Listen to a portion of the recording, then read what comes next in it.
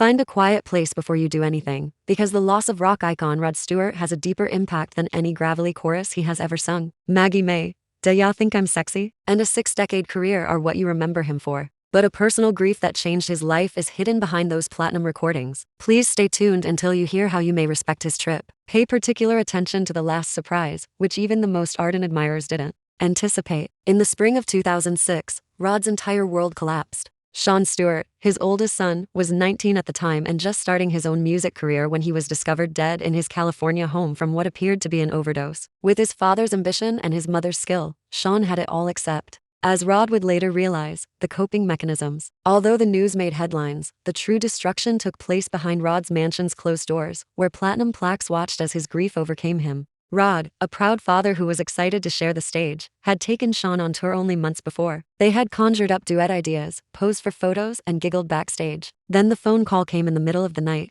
Dad, Sean's gone. The guy whose voice used to reverberate throughout stadiums fell mute in horror when Rod collapsed in his limousine. Rod later distanced himself from the spotlight. For nearly a year, there were no interviews, albums, or concerts. Addiction can claim anyone, even a boy you love more than life, he said to his younger boys, Ruby and Renee, and his other children, Sarah, Kimberly, and Sean's twin sister, to explain something he himself hardly understood. In Sean's honor, he established a foundation that funds youth rehabilitation programs and increases public awareness of drug misuse, transforming sorrow into a lifeline for others. However, the heartache didn't stop there. Rod was reminded of the fragility of his family after Kimberly Stewart's husband died in a said accident in 2017. Once thriving with the promise of rock royalty, his family tree has many broken branches. Throughout it all, Rod's crooning voice served as the background music for a man learning to cope with sadness as he sung ballads of love and loss with a rawness that only genuine grief can provide. Even though Rod Stewart is 77 years old and still tours and sells out arenas, he has changed from the swaggering young guy who questioned, "Do you think I'm sexy?" He dedicates each encore to Sean's memory and now sings with the voice of experience. He mentors young musicians at Sunrise Recovery and frequently concludes performances with the straightforward remark, "For Sean, for my family, and for every soul fighting demons, may you find your way home." Here's how to support Rod Stewart if his story of unfathomable loss touches you. Share a love song in Sean's honor, donate to young adult substance abuse programs, or post a hopeful message using the hashtag Sean Stewart Legacy.